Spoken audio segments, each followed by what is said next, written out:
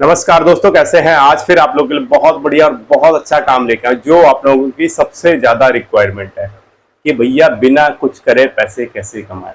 और इसके लिए आपको शुरू में कुछ तो करना पड़ेगा। ऐसा तो है नहीं कि जो लोग बिना कुछ करे पैसे कमा रहे हैं उनने कुछ करा नहीं होगा। भाई साहब 100% करा है, और वो चीज आपको सीखनी है। कब सीखनी है, किस एज में सीखनी है और क्या करना है, वो सारी चीज मैं इस वीडियो में कवर करने वाला हूँ। अगर ये चीज आपने समझ ली ना, मैं सही बता रहा हूँ, आप बहुत आगे चले जाओगे। आपके साथ वाले है ना, बहुत पीछे रह जाएंगे। रियलिटी बता रहा हूँ आपको। अगर आपने ये चीज समझ ली, और जितनी जल्दी समझ ली, अगर आपकी एज ज्यादा है अपने बच्चों को सिखाइए ये चीज, हकीकत बता रहा हूँ। और इस चीज को जिसने समझा 100% उसके पास पैसे की कमी नहीं है। और वही चीज आपको समझा रहा हूँ। और मैं रेगुलर ये चीज क्यों समझा रहा हूँ, क्योंकि 4-5 साल से मैं यार खुद कर रहा हूँ। तो थोड़ा सा आपको समझाने की कोशिश करता हूँ कि चलो अपने वीडियो के माध्यम से अगर आप लोग कुछ सीखने की कोशिश करते हो, यहाँ पे कुछ समझने की, कि बिना कुछ करे पैसे कैसे कमाए। अब बाहर के चलते हैं। अगर आप एक जॉब स्टार्ट करते हो, ज्यादातर पहले सरकारी की बात कर लेते हैं। लोग सरकारी में क्यों भाग रहे हैं? सरकारी में इसलिए भागते हैं भैया, अगर सरकारी नौकरी लग गई तो कम से कम मेरी, मेरे माँ बाप की और मेरे बच्चों की लाइफ थोड़ी सी ठीक ठाक कट जाएगी। इसीलिए लोग भागते हैं सरकारी में। कितने साल करके आते भैया? 60 साल करके आ गए, 60 साल पे रिटायर हो गए। अब 60 साल पे या तो उनको आजकल ठीक ठाक पैसा मिल जाता है, या तो वो उनको पेंशन मिल जाती है। तो मान लीजिए अगर पुराने लोग जो रिटायर हुए उनकी ठीक ठाक कट रही है, जो 2000 के पहले की जब से पेंशन बंद हुई है तब से पहले जो रिटायर हुए तो उनकी सबकी बढ़िया से, तो 2000 क्या, मुझे लग रहा है 2015-16 में बंद हुई है, मुझे आइडिया नहीं है एग्जैक्ट जब भी बंद हुई है। मतलब तब से उनको जो पेंशन मिली, उनके घर की अब देखोगे स्थिति तो ठीक है, मतलब बढ़िया कट गई। अब पेंशन कितनी आती है लोगों की? 30,000 है, किसी की 40,000 है, किसी की 50,000 है, कोई ज्यादा भी है जो ऊंची पोस्ट से रिटायर हुआ होगा। लेकिन नॉर्मल रहती है वो 30, 40, 50, 20 से स्टार्ट हो जाए, 20 से 50 के बीच में ज्यादातर लोगों की पेंशन रहती है। अब वो पैसा आ रहा है, उनकी मौत से कट रही।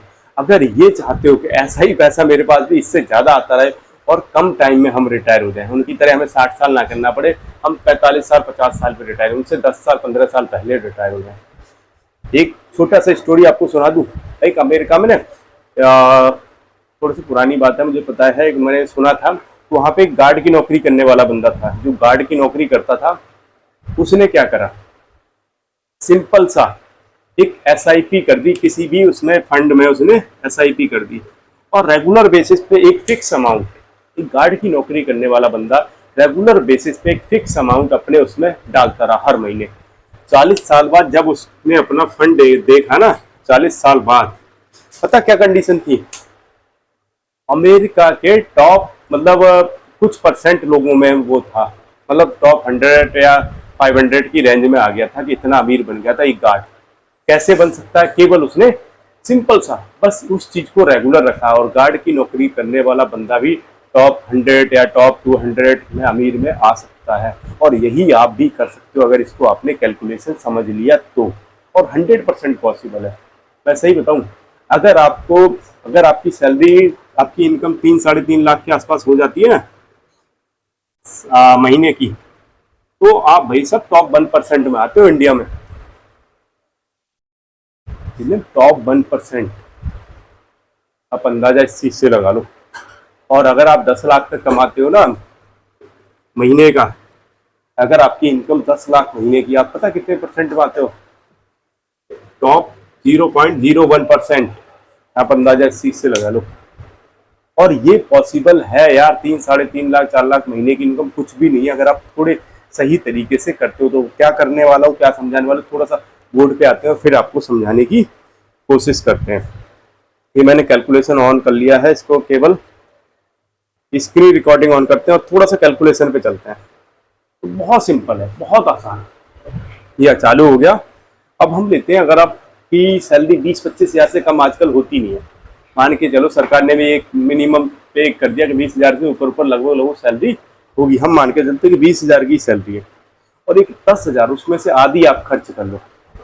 थोड़ा सा शौक कम करो, कुछ साल 10 हजार में गुजर करो, कि अगर 20 हजार मिल रही है इसको 10 हजार में गुजर करो, और 10 हजार रुपये हर महीने इन्वेस्ट करते रहो।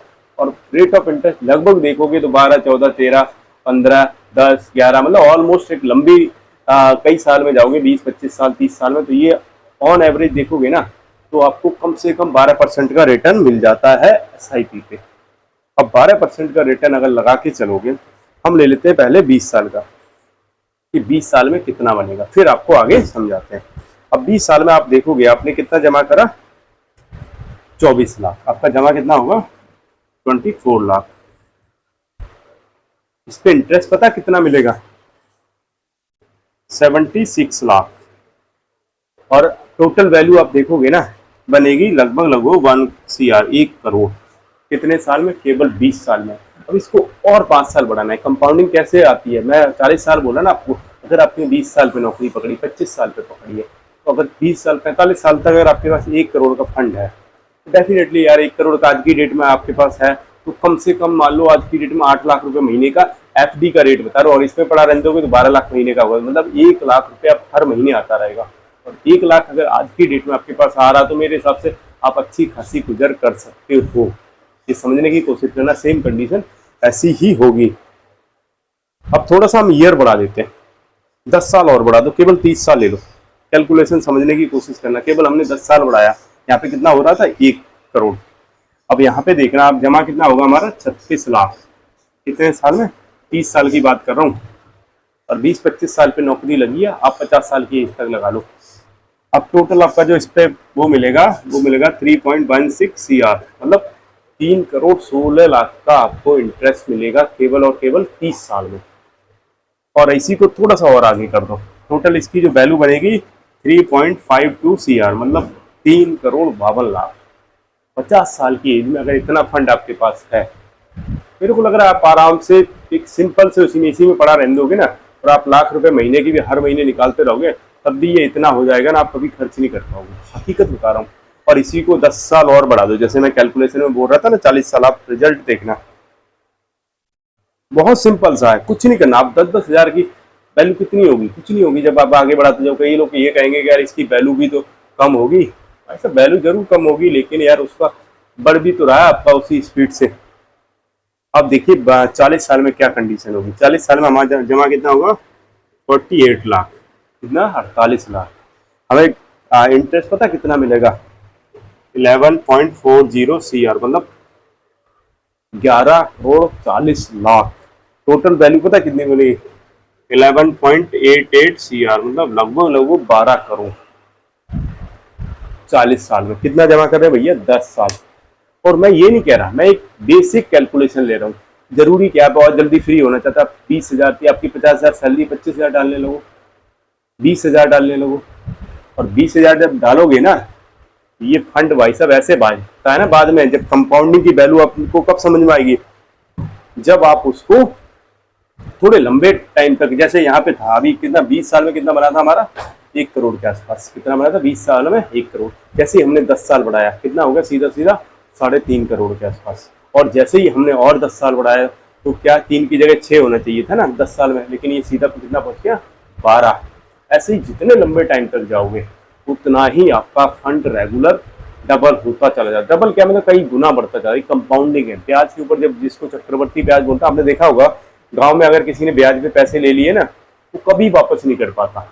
इसके पीछे का रीजन पता क्या है, क्योंकि वो उसका ब्याज इतना रहता है ना, चक्रवर्ती ब्याज, ब्याज के ऊपर ब्याज लगता है, जिसको कंपाउंडिंग बोलते हैं।